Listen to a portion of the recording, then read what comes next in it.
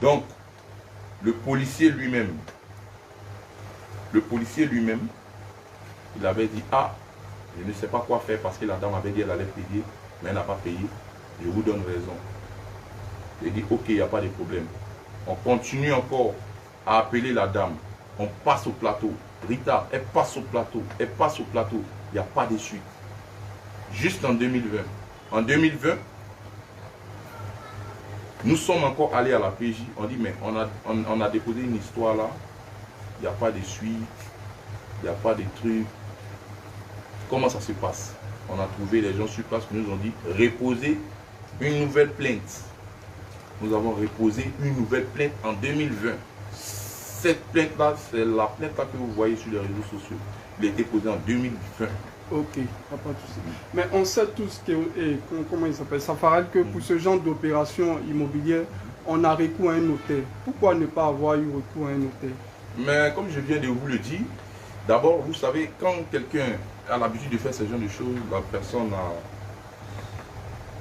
a les secrets de sa marmaille ou je ne sais pas quoi. D'abord, moi, je suis parti sur la base de la confiance. Parce qu'elle m'a été présentée par ma pote et elle et nous, on a eu plusieurs fois parlé au téléphone.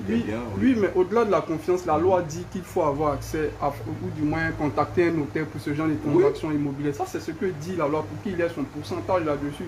Ça n'a rien à voir avec une question de confiance. Même quand on a confiance en une personne, c'est ce qu'on fait. Ok. Nous, je vous explique. Nous, elle nous a dit qu'elle allait payer un notaire. Elle avait déjà payé un notaire, je ne sais pas, à hauteur de peut-être 1 million, un truc comme ça. Que quand on allait donner, finir de payer, ou bien, je ne sais pas, qu'on allait venir faire le deuxième versement, un truc comme ça, elle allait appeler le notaire pour qu'il nous fasse, je ne sais pas quoi. Vous avez vu ce notaire-là? Je n'ai jamais vu ce notaire. Vous avez entendu son nom? J'ai jamais entendu son nom. Elle nous a dit qu'on venait faire le deuxième ou le troisième versement, un truc comme ça. C'est ce qu'elle nous a dit. Et moi, je suis parti sur la base de la confiance. Ça arrive à tout le monde. En toute chose, il y a une première fois. En toute chose, il y a une première fois. Et tout le monde ici sur la terre est parti un jour quelque part sur la base d'une confiance et a été déçu. Ok, y a pas de Donc, moi, je pense que c'est mon cas. Et la dame nous a dit qu'elle allait déjà prendre un notaire pour les papiers. Parce que c'est la maman de ma pote. Parlant de votre pote, oui.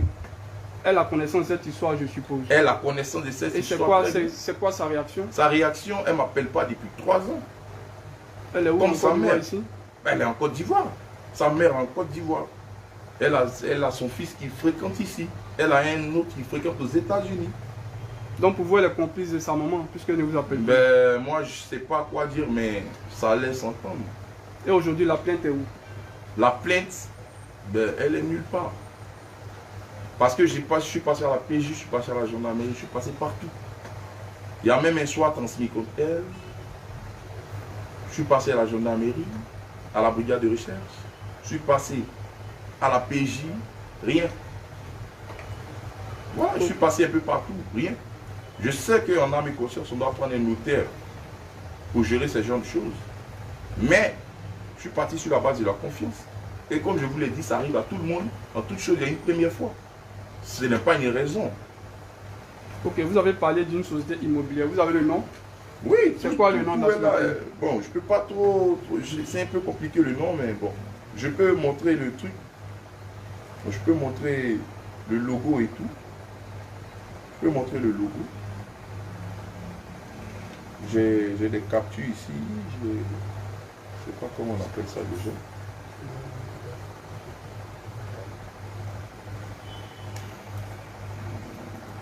Excusez-moi. Voilà, vous voyez. Ça c'est la décharge, vous voyez. Vous voyez. Ça c'est la décharge. Voilà. Regardez en haut là, vous voyez le nom là. Elle nous a dit que c'est le nom de sa structure et tout. Miensa Service SARL. Voilà. Vous voyez. Merci. Et après, ça c'est le reçu. Ça c'est le reçu de la dame, vous voyez. Ça c'est le reçu. Elle nous a donné qu'on a versé les 10 000 euros. Le gène. Ça c'est...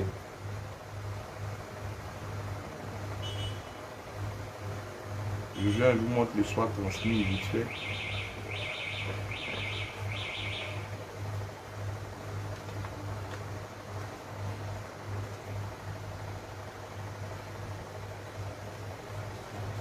Oui, ça c'est le soit transmis. Regardez déjà la date. Ok. Normalement, moi je pense que quand il y a un soit transmis, il faut qu'on prenne la personne pour s'expliquer. Je vois. Je vois la convocation. Donc, il n'y a Voilà pas de souci. la convocation. Je vois. Vous voyez? Voilà, plus la vidéo que je vous ai montrée. Mais aujourd'hui, parce qu'on a l'impression que ça colle un peu la procédure au niveau de la PJ. Selon vous, qu'est-ce qui bloque cette procédure pour qu'on ne puisse pas mettre la main sur cette dame? Ben, qu'est-ce qui bloque cette procédure? Moi, je crois que c'est une marmailleuse. Elle connaît son travail. Elle connaît son travail. Non, mais elle va pas aller jusqu'à agréger les gens de la PJ aussi. Bon, là, moi, je sais pas. Moi, je ne peux pas me prononcer dessus parce que je n'ai pas vu. Moi, je parle de ce que j'ai vu. Mais aujourd'hui, est-ce que vous avez les preuves que la dame est toujours à Abidjan? Ben, avant de faire cette vidéo-là, mais on l'a appelée plusieurs fois. On l'a appelée plusieurs fois. Elle a parlé avec mon manager, ce qui veut dire qu'elle est à Abidjan. Aujourd'hui, s'il n'y avait pas eu l'intelligence de dire à mon gros bras, tiens, pendant que je donne l'argent, on ne sait jamais, file, aujourd'hui, ça allait être un non-lieu. Ça allait être un non-lieu. Mais aujourd'hui, ça paraît, ne regrette pas de ne pas lui-même avoir, enfin, s'être procuré les services d'un notaire. Il n'y a pas un regret? Mais j'ai un regret, il y a un regret. Mais comme je vous le dis, il y a un regret. C'est normal qu'il y ait un regret, il y a un regret. Est-ce que c'était la première fois que tu voulais acheter une maison? Ben ouais, c'était la première fois. Tu n'avais jamais acheté de maison? Ouais, moi-même, j'avais jamais acheté. Tu vois? Sinon, je sais qu'on doit passer par un notaire. J'ai des bons vieux pères qui sont notaires, tu vois. Après, je passe souvent par des sociétés immobilières, tu vois. Voilà. Genre peut-être Psychogie ou bien Sogefia, ou bien ça dépend. Je prends des exemples bêtes pour faire. Donc c'est un peu ça.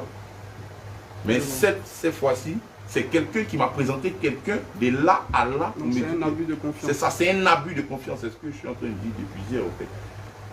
Hier, tellement j'étais choqué, il y a beaucoup de choses que je n'ai pas pu dire. C'est un abus de confiance. Parce que sa fille m'a présenté sa mère, me fait croire que sa maman vend des maisons. Et moi, comme j'avais de la liquidité, je dis bon, ok, il n'y a pas de problème, comme c'est ta mère. Je vois, j'ai mis 2 ou 3 mois comme ça à bien connaître la vieille. Allô, comment ça va et tout. Elle m'appelle souvent. Moi, j'ai trouvé comme une maman bien gentille. Elle ne pourrait pas me faire ça. Sinon, après, moi, je vais engager un notaire. Si je pensais vraiment, je ne savais pas qu'on devait engager un notaire, mais je n'allais même pas filmer.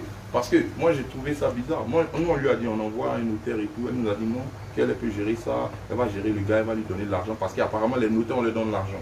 Elle a dit qu'elle a déjà donné l'argent au notaire. Et quand on va finir de payer, ou bien on va donner la 3e partie, un truc comme ça, et le gars, il va envoyer les papiers et tout, et puis ça sera bon. Nous, on lui a dit, ok, il n'y a pas de problème, mais au moins, on vous donne une somme, une décharge quand même. Donc, on a fait la décharge que je vous ai montrée. Ok, il n'y a pas de problème, ça ferait, on a compris. En tout cas, merci déjà. C'est quoi votre mot de fin? Ben, mon mot de fin... Qu'est-ce que vous voulez que les Ivoiriens retiennent, les autorités? Quel est l'appel que tu veux lancer? L'appel que je vais lancer, j'ai déjà lancé l'appel hier. J'ai lancé un appel à maman Dominique Ouattara. J'ai lancé un appel au père Ahmed Bakayoko, au DG de la police et au procureur Adou. Il faut que justice soit faite. Est-ce que vous voyez? Voilà. Si je cite ici la première dame, c'est parce que c'est ma marraine. C'est une maman qui est très gentille, qui aime bien mon affaire. Donc, le père Ahmed Bakayoko, s'il est cité ici, c'est parce que voilà, c'est des gens qui aident beaucoup les artistes. Donc, moi, je lance un appel aux autorités compétentes de ce pays. Il faut qu'ils essaient d'essayer de nous aider quand même. Parce que voilà, comme je vous l'ai dit, ces enfants, il y a beaucoup d'orphelins dedans. Et c'est très important pour moi de vraiment leur faire un petit cadeau. Voilà, pour qu'on puisse être ensemble. Au moins, il sait qu'il est là, il va pas, c'est pas chez quelqu'un, c'est chez lui. Donc moi, je lance un appel aux autorités compétentes de vraiment nous aider. Il n'y a pas de souci. Voilà, merci, Safarel. On a la fin. Merci encore de nous avoir reçus. C'est bon.